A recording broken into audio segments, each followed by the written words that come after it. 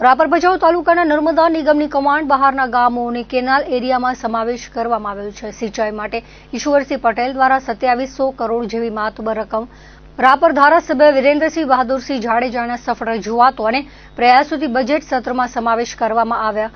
નમામી દેવી નર્મદે હર હાથ કો કામ હર ખેત કો પાણી મોદીનું સૂત્ર સાર્થક કર્યું છે। તે બદલ વિશેષ સન્માન 42 ગામો વેપાર મથક રાપરમાં વેપારી તથા સામાજિક સંગઠનો દ્વારા સન્માન કરવામાં આવ્યું હતું।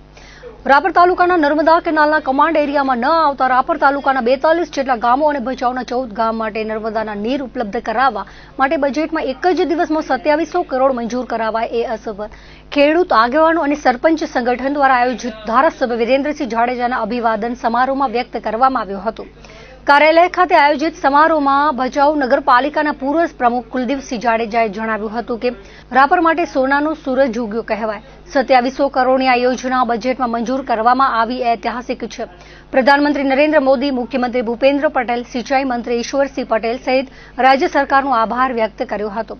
ચૂંટણી વખતે ધારાસભ્યએ આપેલું વચન પૂર્ણ કરવાનો આનંદ હોવાનું જણાવી સબળ અને સક્રિય નેતૃત્વ અને ગ્રાઉન્ડ લેવલની ટીમથી જ રાપર વિધાનસભા વિસ્તારમાં સૌથી વધુ કામો થયા હોવાનું જણાવ્યું હતું। જિલ્લા ભાજપના ઉપપ્રમુખ વિકાસ રાજગોરે એક જ દિવસે જે વાગડનું ભવિષ્ય ધૂંધળું લાગતું હતું એ જ વાગડના વિકાસ માટે 1333 કરોડ પાણી યોજના વાગડ માટે ભગીરથ કાર્ય સમાન છે। હમીરજી સોઢાએ જણાવ્યું હતું કે ધારાસભ્યના પરિવાર 4 પેઢીથી વાગડની ચિંતા કરી છે। ધારાસભ્ય વિરેન્દ્રસિંહ જાડેજાની કામો પ્રત્યેની પ્રતિબદ્ધતાને બિરદાવતા તેઓ પોતાના શરીર કરતા છેવાડાના માનવીની ચિંતા કરતા હોવાનું જણાવ્યું હતું। જિલ્લા ભાજપના મંત્રી ઉમેશ સોનીએ આ યોજનાથી માત્ર 42 ગામ જ નહીં હજારો લોકોના આશીર્વાદ મળે તેવું કામ હોવાનું જણાવ્યું હતું। રાપર માટે સુવઈથી 30 કરોડના ખર્ચ પાણી યોજનાનું ટૂંક સમયમાં જ ધારાસભ્ય વિરેન્દ્રસિંહ જાડેજાના હસ્તે ખાતમુહૂર્ત કરવામાં આવશે, જેનાથી રાપરને પેયજળની સમસ્યા કાયમ દૂર થશે અને નીલપર 1 અને 2 ડેમ આ 42 ગામની યોજનામાં ભરાશે, જેનો લાભ રાપરના ખેડૂતોને મળશે। સમારોહનું મહેમાનોની ઉપસ્થિતિમાં ધારાસભ્ય વિરેન્દ્રસિંહ જાડેજાના હસ્તે દીપ પ્રાગટ્ય કરવામાં આવ્યું હતું। તાલુકા ભાજપના પ્રમુખ નશાભાઈ દેવાએ શાબ્દિક આવકાર આપ્યો હતો। વિવિધ સંગઠનો અને સમાજો દ્વારા ધારાસભ્ય વિરેન્દ્રસિંહ જાડેજાનું સન્માન કરવામાં આવ્યું હતું। રાપર મત વિસ્તારના લોકપ્રિય ધારાસભ્ય શ્રી વિરેન્દ્રસિંહજી જાડેજા દ્વારા જ્યારે વિધાનસભાની ચૂંટણી હતી ત્યારે તે નર્મદા કમાન્ડ એરિયામાંથી 42 ગ્રામો બહાર રહી ગયા હતા। 42 ગામોને પાણી મળી જશે નર્મદા કેનાલ દ્વારા એ વચન આપવામાં આવ્યું હતું। એ વચન એમણે નિભાવ્યું અને અત્યારે જ્યારે રાજ્ય સરકાર દ્વારા બજેટ બહાર પાડવામાં આવ્યું એમાં નર્મદા કેનાલમાં જે 42 ગામો રહી ગયા હતા એના અનુસંધાને 1333 કરોડ રૂપિયા બજેટમાં મંજૂર કરવામાં આવ્યા હતા। એની સાથે ખડીરની પાણી યોજના અને બીજી પાણી યોજના એના માટે ટોટલ 2700 કરોડ રૂપિયા નર્મદાના પાણી યોજના માટે મંજૂર કરવામાં આવ્યા હતા। એના માટે રાપર તાલુકાના લોકો સ્વયંભૂ ખૂબ ઉત્સાહમાં આવ્યા હતા અને ધારાસભ્યશ્રીનું સન્માન કરવામાં આવ્યું હતું। આજે કેટલા ગામના આગેવાનો અને કયા કયા સમાજો દ્વારા સન્માન કરવામાં આવ્યું?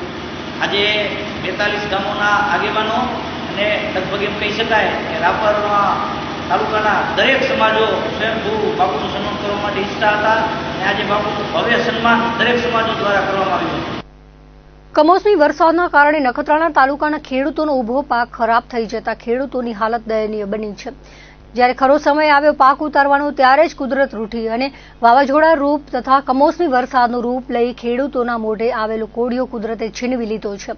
હવે કમોસમી વરસાદમાં ઘઉં, રાયડો, ઈસબગુલ, એરંડા, ધાણા તેમજ બાગાયતી પાકોમાં આંબા, દાડમ જેવા પાકોમાં વ્યાપક નુકસાન થયું છે, જે જગતનો તાજ સહન કરી શકે એમ નથી। તે માટે સરકાર દ્વારા આ કુદરતનો પ્રકોપ સામે લડવા ખેડૂતોનો સર્વે કરી યોગ્ય વળતર ચૂકવવામાં આવે અને વળતર પણ સમયસર કરવામાં આવે એવી માંગ સાથે નખત્રાણા મામલતદાર તેમજ અબડાસા ધારાસભ્ય પ્રદ્યુમનસિંહ જાડેજા સમક્ષ રજૂઆત કરવામાં આવી હતી। આ રજૂઆત દરમિયાન નખત્રાણા તાલુકા ભારતીય કિસાન સંઘ જિલ્લાના આગેવાનો તેમજ સ્થાનિક તાલુકાના પ્રતિનિધિઓ મોટી સંખ્યામાં ઉપસ્થિત રહી ધારદાર રજૂઆતો કરી હતી। ભારતીય કિસાન સંઘનો જે ખેડૂતોનું વાવાઝોડું અને વરસાદ દ્વારા જે બહુ જ નુકસાન થયું છે, જેમ કે રોકડિયા પાક છે, ઘઉં છે, દાણા છે, રાયડો છે, ઈસબગુલ છે, અમુક પાક તો પૂરા નાશ થઈ ગયા અને એવો જ રીતે બાગાયતીમાં પણ આંબામાં વ્યાપક નુકસાન છે, દાડમમાં છે, આવા અનેક પાકો વિવિધ પાકોમાં મોટું નુકસાન થયું છે વરસાદ ને વાવાઝોડાને લઈને। તો આ કુદરતી આફત છે છતાં પણ આપણે સરકાર કને માંગણી મૂકી છે મામલતદાર દ્વારા કે ભાઈ વહેલી તકે આનું સર્વે થાય અને થોડી ઘણી સહાય મળે તો ખેડૂત કાંઈક પગભર થાય.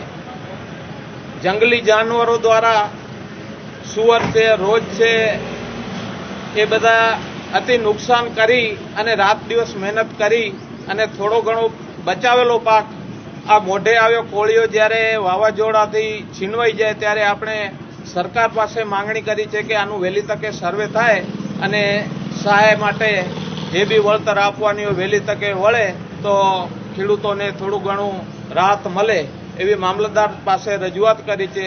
અને મામલતદાર પટેલ સાહેબે રિસ્પોન્સ સારો આપ્યો અને વહેલી તકે ત્યાં આપણો સંદેશો કૃષિમંત્રી સુધી પહોંચાડશે એવી હૈયાધારણા આપી છે. ભારતીય કિસાન સંઘ નખત્રાણા તાલુકા ખેડૂતોને પડ્યા માટે પાટો જેવી આ વિષય છે. સરકારને આપણે રાવ દઈએ પણ કુદરત ક્યારે રૂઠી છે અને કુદરતને ખેડૂત ક્યારે પણ એને પહોંચી ન વળે. પણ આપણે આ માધ્યમથી આપણે સરકારને કહેવા માગીએ છીએ કે ખેડૂતોનો સાચો સર્વે થવું ખપે. સાચા સર્વે સાથે ખેડૂતોને કાંઈક ને કાંઈક આના માટે ઘટતું થાય એવું આ સરકાર આના માટે વિચારે. કારણ કે કાયમ કમોસમી વરસાદ અને એનાથી ભોગ બનતા ખેડૂતોને પડ્યા માટે પાટું. જ્યારે ખેતીમાં જો ખેડૂતોને કાંઈ જો વળતર નહીં મળે અને આવી રીતે કુદરતી આફતો કે માનસિક આફતોમાંથી ખેડૂતો જ્યારે આ ભોગ બની રહ્યો છે ત્યારે આના માટે ખેડૂત માટે ખાસ કરીને સરકાર આનું પેકેજ જાહેર કરે અને આને પેકેજને જાહેર કર્યા પછી ખેડૂતોનું પૂર્ણ સર્વે, સાચી સર્વે થવી ખપે. ખેતીના ઘઉં હોય, બાજરો કે જે કોઈ પાક હોય એનામાં અને બાગાયતીમાં મોટા પાયે હમણાં અત્યારે જે નુકસાન થઈ રહ્યું છે તો એના માટે સરકાર ઘટતું કરે એવી અમારી માંગ છે. 23મી માર્ચના વિશ્વ શહીદ દિન નિમિત્તે ભુજમાં પુષ્પાંજલિનો કાર્યક્રમ યોજાયો હતો. કચ્છ ભાજપ યુવા મોરચાના હોદ્દેદારો તેમજ કાર્યકરોએ જ્યુબિલી ગ્રાઉન્ડ મધ્યે આવેલી શહીદોની પ્રતિમાઓને પુષ્પાંજલિ અર્પણ કરી હતી. આ તકે હિતેશ ખંડોલે જણાવ્યું હતું કે ભારત દેશ માટે જેમણે પોતાનું બલિદાન આપ્યું છે તેવા વીર જવાનોને ક્યારે ભૂલવું ન જોઈએ અને આવનારી પેઢીએ આવા વીર જવાનોની શહીદીને યાદ કરી અને તેમનામાંથી પ્રેરણા લે તેવો અનુરોધ કર્યો હતો. કચ્છ ભાજપ દ્વારા આવા કાર્યક્રમો સમયાંતરે થતા રહે છે, જેના થકી યુવાનોમાં વીર જવાનો પ્રત્યે જાગૃતતા આવે છે. વધુમાં કહ્યું હતું કે દેશના વડાપ્રધાન નરેન્દ્ર મોદીએ પણ કહ્યું છે કે દેશનો ઇતિહાસ એ દેશની સંસ્કૃતિ અને વિરાસત છે, તેને ક્યારે ભૂલવું ન જોઈએ. ત્યારે આવા વારસાઓના જતન માટે કચ્છ ભાજપ કાર્ય કરી રહ્યું છે. શહીદ દિન નિમિત્તે દેશના વીર જવાનોને કેમ ભૂલી શકાય. તેમણે દેશ માટે શહીદી વહાવનાર જવાનોને શત નમન કર્યા હતા. વીર જવાનોની શ્રદ્ધાંજલિ કાર્યક્રમમાં બહોળી સંખ્યામાં યુવા ભાજપના કાર્યકરો, હોદ્દેદારો ઉપસ્થિત રહ્યા હતા અને અંતમાં યુવા ભાજપ મોરચાની સમગ્ર ટીમ આવા કાર્યક્રમો યોજીને લોકોને જાગૃત કરી રહી છે તેવું ઉમેર્યું હતું. આ પ્રસંગે કચ્છ જિલ્લા ભાજપના મહામંત્રી હિતેશ ખંડોર, ભુજ શહેર ભાજપના પ્રમુખ મિત ઠક્કર, જિલ્લા ભાજપ મહિલા મોરચાના પ્રમુખ પારુલબેન કારા, પૂર્વ નગરપતિ અશોક હાથી, નરેન્દ્ર પ્રજાપતિ, કમલ ગઢવી, સંજય ઠક્કર વગેરે હાજર રહ્યા હતા. આજે શહીદ દિન નિમિત્તે ભારતીય જનતા પાર્ટી કચ્છના વિવિધ મોરચાઓ દ્વારા અલગ અલગ કાર્યક્રમોનું આયોજન કરવામાં આવેલ છે. જેમાં શહીદ દિન નિમિત્તે જે આપણા દેશ માટે શહીદ થયા છે એ વીરોને શ્રદ્ધાંજલિનો કાર્યક્રમ શહેર યુવા મોરચા દ્વારા અને તાલુકા યુવા મોરચા દ્વારા કરવામાં આવેલ છે. અને ખાસ આ નિમિત્તે એક યુવાનોને પ્રેરણારૂપ બની શકે એવું કાર્ય કચ્છ જિલ્લા બક્ષીપંચ મોરચાના ભુજ શહેર અને ભુજ તાલુકા મંડળોએ કરેલ છે કે જેનાથી આવતા દિવસોમાં જે રીતે શહીદ દિનની ઉજવણી કહી શકીએ, શહીદ દિનની શ્રદ્ધાંજલિ કહી શકીએ કે યુવાનોના આદર્શ જે શહીદો થયા છે એને એક પ્રેરણા મળે એ માટે હંમેશા ભારતીય જનતા પાર્ટીના અલગ અલગ મોરચાઓ અને ભારતીય જનતા પાર્ટી હંમેશા યાદ કરતા હોય છે કે આ દેશને જે રીતે આઝાદી મળી છે એમાં જે વીર શહીદોએ જે પોતે પોતાનું બલિદાન આપી પોતાનું જીવન ન્યોછાવર કરેલ છે એવા અનેક શહીદના પરિવારો છે એમને પણ આજે અમે જે શ્રદ્ધાંજલિ શહીદોને પાઠવી અને આવતા દિવસોમાં અનેક ભારતના યુવાનો માટે આ શહીદો પ્રેરણારૂપ બને એ માટે હંમેશા ભારતીય જનતા પાર્ટી કાર્યરત રહી છે અને બધા જ મોરચાઓ દ્વારા વિવિધ સેવાકીય કાર્યક્રમ હોય અને શહીદોને યાદ કરી અને જે ભારતનો ઇતિહાસ છે, જે શહીદોનો ઇતિહાસ છે એ વારંવાર યુવાનો સુધી, દેશના લોકો સુધી પહોંચે એ અમારા હંમેશા પ્રયત્ન રહ્યા છે.